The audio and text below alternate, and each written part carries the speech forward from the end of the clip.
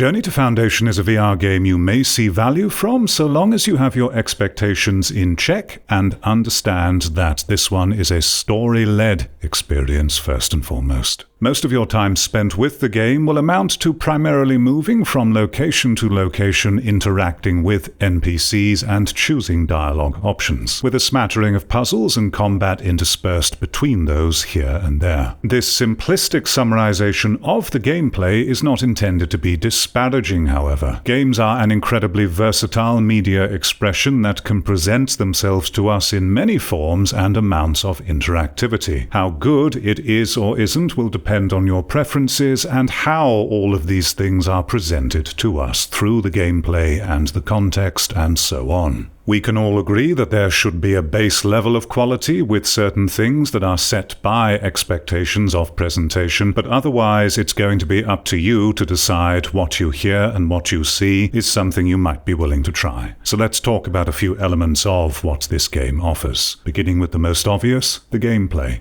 Well, as I've already said, you'll be moving from place to place and talking to many people. Between doing that, you can pick up various bits and bobs such as audio logs and text logs, and there'll be a few random interactables, but usually they amount to nothing. There'll be some areas of the environment you'll be able to climb through as just a form of having something different to do, of which all of them are completely skippable if you don't have the stomach for that kind of thing. But at this stage of VR, I assume that you probably do. Though I must give credit to the game. Its interactions are simple and small. All of them, in some way, are physical. They are things you press, turn, twist within the world. Even the main menu. Unbelievably, there is not a single laser pointer in sight. Who would have thought it? There are some puzzles on offer, but I must note they are the same puzzle for the entire playthrough, only coming in different difficulty levels based upon the size of that puzzle and how many symbols you have to match. My own feeling about them was that they're pretty meh,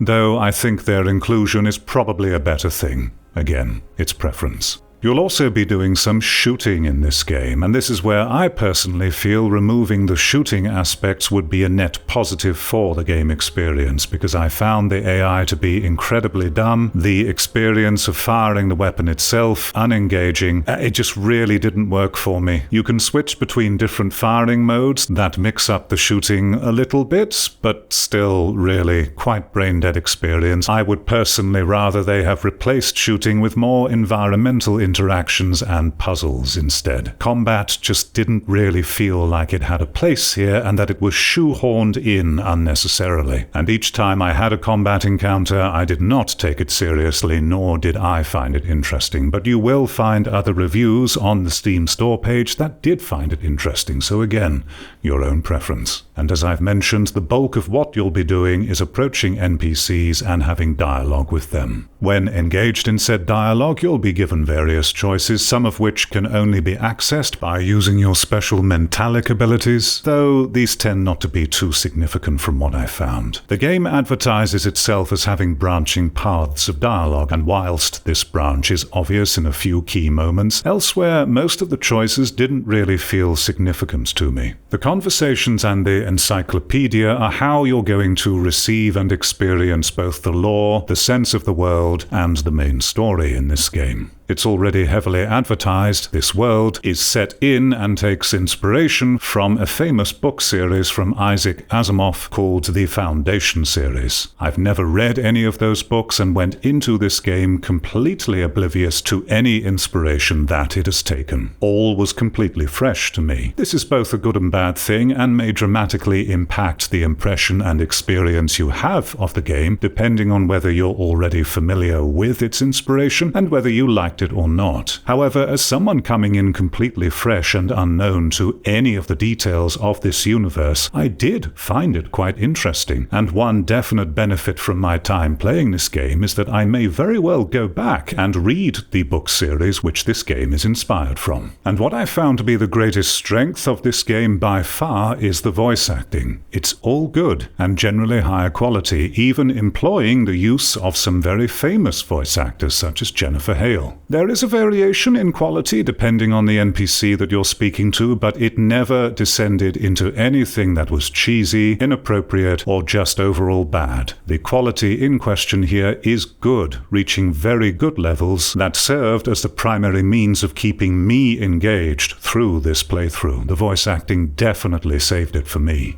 As for the audio-visual presentation, there was nothing overly bad or good about the environmental sounds or the sounds of the things that you do. Nothing really stood out, but nothing remarkable either. The visuals had some nice areas with some nice vistas and scenes, and there was some decent detail on some of the environments as you traveled through them. I must stress, though, that the environments in question are quite small. It feels more like you're moving from a small theatre set rather than an actual lived-in world, which I didn't really mind because it still got the presentation right and had enough quality and detail to generally sell what it was trying to sell. This PCVR game is a port from a Quest version, and as the Quest was the target platform, knowing its limitations, then we have to temper our expectations accordingly for the kind of scope and scale involved here. You can get a good sense of the visual fidelity from the gameplay footage behind me. There isn't much of a disparity between what you're seeing on the mirror and what you see in the headset. As always, the headset is slightly blurrier, but if you have the hardware to bump up the supersampling, it's all fine. Though one perhaps unsurprising omission is a complete lack of graphics settings. You are stuck with how the game presents itself no matter what, which I'm sure some users will find distasteful, and though I have a fairly beefy PC that can run it, if I were running a less powerful PC and found that I couldn't lower the settings in order to make the frame rate smooth, I may likely be more pissed off about that. So pay attention to the recommended settings on the store page and try accordingly.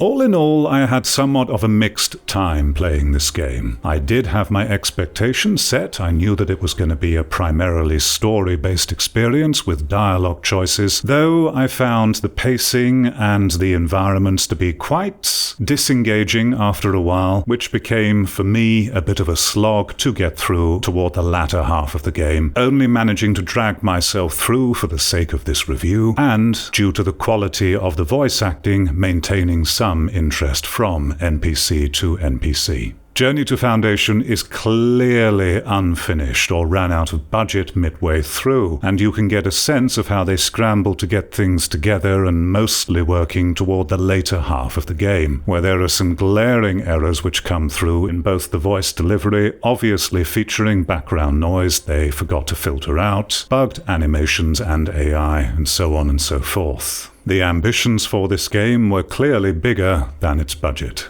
All that being said, it definitely has heart and care and soul put into it. You can tell the creators of this game really do respect and like the source material. And I have a feeling if you are someone who has read the source material and enjoy it, then you may get a lot more from the experience of going through this game than I did. But even as someone who has never read the books before, I still found the world and premise intriguing, even though I feel the overall presentation did not do a very good job of selling that world to me. Its foundation was still good enough to keep me interested.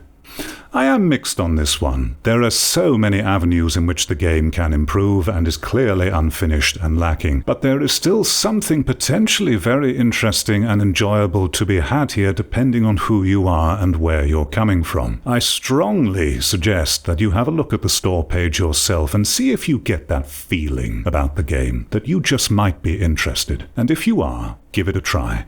How I assimilate the story experience and the dialogue and my tolerance for the presentation and the combat is going to be very different to yours. So give it a try yourself and you may find a lot more to like here and a lot less bothering you than what it did for me, or vice versa. Either way, I'm grateful and glad that this game has introduced me to the Foundation series, and what was here despite the many failings was still good enough to get me interested, so perhaps that is already success enough. The game's ending implies that it is to be part of a series and a sequel is coming. Whether that will happen or not based upon its state and its sales, who knows?